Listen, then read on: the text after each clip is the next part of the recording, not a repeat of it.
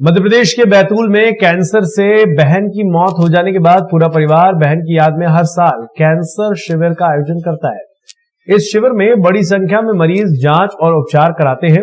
पिछले 7 सालों से इस शिविर का आयोजन हो रहा है। शिविर में मध्य प्रदेश और महाराष्ट्र के कई अस्पतालों से डॉक्टर आते हैं। शिविर में शामिल होने प्रदेश के कृषि मंत्री कमल पटेल भी बैतूल पहुंचे। बैतूल के गर्भ परिवार की बेटी मधुलिका अग्रवाल का कैंसर की बीमारी से निधन हो गया था। बेटी की मौत से परिवार दुखी हो गया था। मधुलिका 3 भाई की इकलौती बहन थी। तीनों ने निश्चय किया कि बहन तो चली गई है, लेकिन दूसरे की बहन बच जाए। इसी को लेकर बैतूल में निःशुल्क कैंसर शिविर का आयोजन गर्भ परिवार द्वारा शुरू किया गया। पिछले 7 साल से आयोजित हो रहे कैंसर शिविर में शामिल होने वाले मरीजों का निःशुल्क जांच और उपचार होता है। इस शिविर में मेमोग्राफी वैन भी आती है, जिससे महिलाएं मेमोग्राफी टेस्ट कराती हैं। ऐसे कई मरीज हैं जिन्होंने शिविर में जांच कराई और उनको कैंसर की बीमारी निकली, जिसके बाद उन्होंने समय रहते इलाज कर लिया, जिससे उनकी जिंदगी बच गई। शनिवार को आयोजित कैंसर शिविर में प्रदेश के कृषि मंत्री कमल पटेल भी शामिल हुए। उन्होंने कैंसर की बीमारी को लेकर कहा कि जागरूकता की कमी के कारण कैंसर के मरीजों की संख्या बढ़ती जा रही है।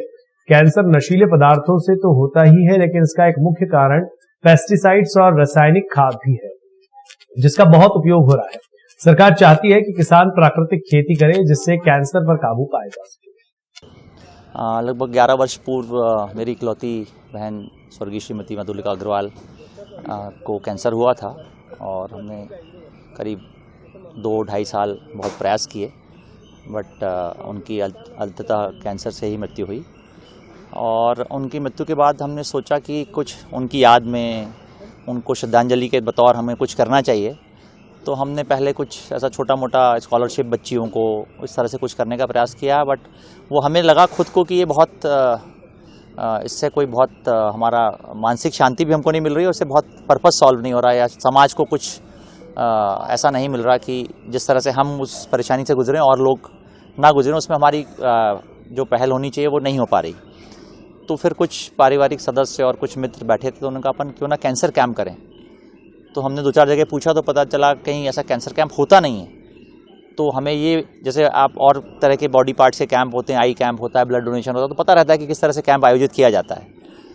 तो हमने फिर भी एक प्रयोग के बतौर पहले वर्ष जब कैंप किया तो 4-5 डॉक्टर्स आए और 100-125 के आसपास पेशेंट्स आए।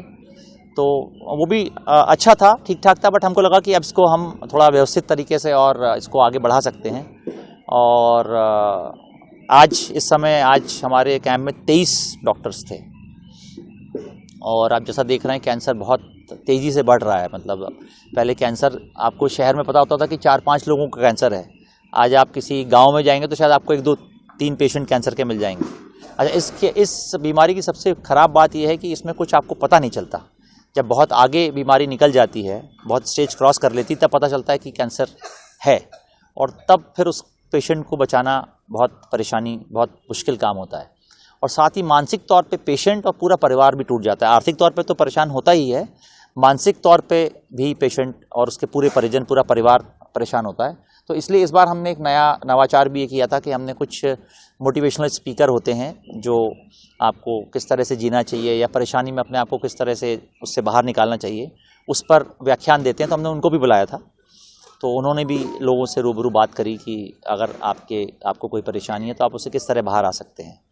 और एक छोटा अंचल है, आदिवासी ज़िला है, यहाँ पर कैंसर को लेकर कोई सुविधाएं नहीं हैं, तो लोग सामान्य तौर पर कैंसर के इलाज के लिए भोपाल, नागपुर जैसी जगहों पर जाते हैं। तो हमारा प्रयास होता है कि हम साल में 1 दिन तो इस कैंप के माध्यम से पुराने पेशेंट्स को भी बुलाते हैं, नए पेशेंट्स को भी हम देखें और उनके ट्रीटमेंट की राह आगे आसान करें। एक मुहिम चल रही है देवी अहिल्या कैंसर हॉस्पिटल इंदौर की कि कैंसर हारेगा देश जीतेगा। इसके हम लोग इलेक्ट्रो होम्योपैथी से पेशेंट का ट्रीटमेंट करते हैं, और हमारी मेडिसिन जो कीमो, रेडिएशन और सर्जरी करा चुके होते हैं पेशेंट, बहुत तकलीफ में होते हैं, उस पेशेंट्स को राहत देने के लिए इलेक्ट्रो होम्योपैथी मेडिसिन से हमने कई ऐसे पेशेंट्स हैं जो मॉर्फिन लेके 10-10 मॉर्फिन लेके भी दर्द से राहत नहीं मिलती है, और हमारी मेडिसिन का एप्लीकेशन मात्र से उसको हम आराम देते हैं। तो इलेक्ट्रो होम्योपैथी एक हर्बल मेडिसिन है, उसके कोई साइड इफ़ेक्ट्स नहीं है, और देवी अहिल्या में कई हजारों की संख्या में हमने कैंसर पेशेंट्स का ट्रीटमेंट किया है। 2017 के प्रारंभ में मसूरी में दर्द चालू हुआ तो मैंने यहाँ लोकल चेक कराया तो उन्होंने कहा कि भाई इसमें कुछ हमको शंका लगती है, कहीं कैंसर वाले चेकअप कराओ।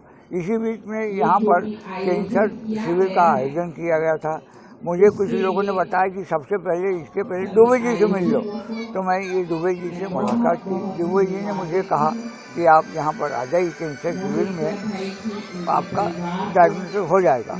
तो जब मैं यहाँ आया, जवाहरलाल नेहरू कैंसर हॉस्पिटल के एक डॉक्टर आए थे, अब नाम ख्याल नहीं आ रहा मेरे को उनका, तो वो आए, उनने यहाँ ये किया। फिर उनने मुझे कहा कि आप वहाँ भोपाल जवाहरलाल कैंसर हॉस्पिटल में आइए। फिर मैं वहाँ गया, उन्होंने जांच की, उन्होंने बताया कि आपको कैंसर की प्रॉब्लम है, आपको ऑपरेशन कराना पड़ेगा। फिर मैं यहाँ पर आया, दुबे जी से फिर मिला। दुबे जी ने कहा भाई ठीक है कुछ, तो उनने फिर मेरे को वो बताया कि मुख्यमंत्री सहायता कोष के अंतर्गत भी मुझे कुछ सहायता मिली। और हाँ, सहायता मिली। कैसी है हालत आपकी? हाँ, अभी मेरी हालत बहुत अच्छी है। मैं हर साल जब यहाँ कैंप लगता है उसमें चेकअप कराने आता हूँ। इसके अलावा इस शिविर से फायदा मिला आपको? हाँ, फायदा मिला, बिल्कुल निःशुल्क। कोई खर्च लगा? नहीं, निःशुल्क जांच होती है, कोई खर्चा भी नहीं लगा। और इसके अलावा मैं हर 3-4 महीने में जवाहरलाल नेहरू कैंसर हॉस्पिटल में जाके वहाँ भी चेकअप कराता हूँ। अभी वहाँ डॉक्टरों ने कहा कि अंकल आपको कोई प्रॉब्लम नहीं, बिल्कुल ओके। पुण्य कार्य किया है और इसलिए जैसे ही मुझे कल बताया उन्होंने, मैं आज दौड़ा चला है। और मैं तो जहाँ भागवती में जाता हूँ, जहाँ भी जाता हूँ कार्यक्रम, मेरा गांव मेरा तीर्थ अभियान चला है, जिससे नशा मुक्त हो लोग, व्यसन मुक्त हो और ये पेस्टिसाइड मुक्त खेती हो, ताकि लोगों का जीवन बचे। देखो जीवन से ज़्यादा क्या है। और दूसरा, अपने परिवार के लिए तो जीव जंतु पशु पक्षी भी जीते हैं। जो समाज और दूसरों के लिए जी उसका जीवन श्रेष्ठ है, तो घर परिवार समाज और देश के लिए जी रहे हैं, उसके लिए जीवन श्रेष्ठ है। उनको बधाई देता हूँ। और हम सब भी समाज और देश के लिए जिए और असहाय की सहायता करें और कैंसर मुक्त देश बनाएं। और कैंसर किससे होता है उस जड़ में हमने गए कि कैंसर होने के पाउच से, तंबाकू से और अत्यधिक सिगरेट से, बीड़ी से, तंबाकू से और पेस्टिसाइड से। अभी 13 साल की बच्ची को मैंने उदाहरण दिया आपको, कैंसर हो गया भिंडी खाने से। रोज भिंडी खाती थी, भिंडी में सबसे ज़्यादा दवाइयाँ सीखते हैं। और इसलिए इनसे मुक्ति दिलाने की और सरकार खुद, प्रधानमंत्री जी जागरूक कर रहे हैं, पूरे वर्चुअल मीटिंग कर रहे हैं और गांव-गांव तक अभियान चला रहा है। आने वाले 5-10 साल के अंदर ये देश पेस्टिसाइड और रासायनिक मुक्त खेती वाला हो जाएगा, प्राकृतिक। और उससे गौ माता भी बचेगी। नहीं तो गौ माता को देखो, गौ दूध देती, जब तक उसको पालते हैं और गाय ने दूध देना बंद के डंडा दे के बाहर करते हैं तो रोडों पर तो दुर्घटनाएं होती हैं, कटने जाती हैं और कितनी बुरी हालत गायों की है। तो इससे गायें भी पल जाएंगी, गौवंश पलेगा तो दुआएं भी मिलेगी। स्कूल कॉलेज के आसपास गुटखा पाउच के हाँ, उसके भी प्रतिबंध लगा रखा है और हम अभियान चलाएंगे।